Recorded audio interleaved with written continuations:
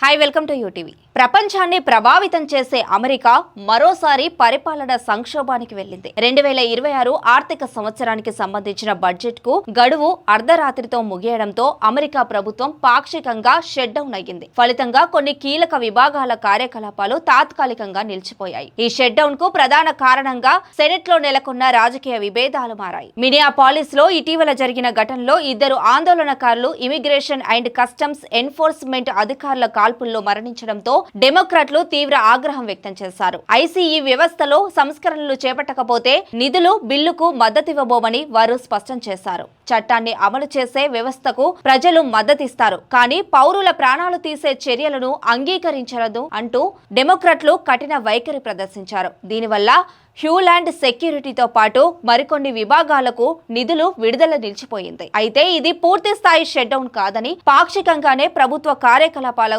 నిలిచాయని చట్టసభ సభ్యులు చెబుతున్నారు. వచ్చే వారం నిధుల బిల్లుపై మరోసారి చర్చలు జరిపి సమస్యకు పరిష్కారం చూపే అవకాశం ఉందని వెల్లడించారు. గతంలో కూడా అమెరికా ఇలాంటి పరిస్థితిని ఎదుర్కొంది. గత ఏడాది అక్టోబర్ 1న ప్రారంభమైన షట్ డౌన్ దేశ చరిత్రలోనే సుదీర్ఘంగా 43 రోజులు కొనసాగింది. 1981 నుంచి ఇప్పటి వరకు అమెరికా ప్రభుత్వం 16 సార్లు షట్ డౌన్ అయ్యింది. 2018 నుంచి 19 మధ్య 35 రోజుల పాటు కొనసాగిన షట్ డౌన్ సమయంలో ట్రంప్ అధ్యక్షుడిగా ఉన్నారు. మొత్తంగా చూస్తే అమెరికాలో ప్రభుత్వ షట్ డౌన్ కొత్త విషయం కాకపోయినా ప్రతిసారి అది ప్రపంచ ఆర్థిక వ్యవస్థపై ప్రభావం చూపే అంశంగానే మారుతుంది. ఈసారి కూడా చర్చల ద్వారానే సమస్య పరిష్కారం అవుతుందన్న ఆశలు వ్యక్తమవుతున్నాయి. ఇలాంటి మరిన్ని అప్డేట్స్ కోసం చూస్తూనే ఉండండి UTV. For more updates like, share, subscribe UTV.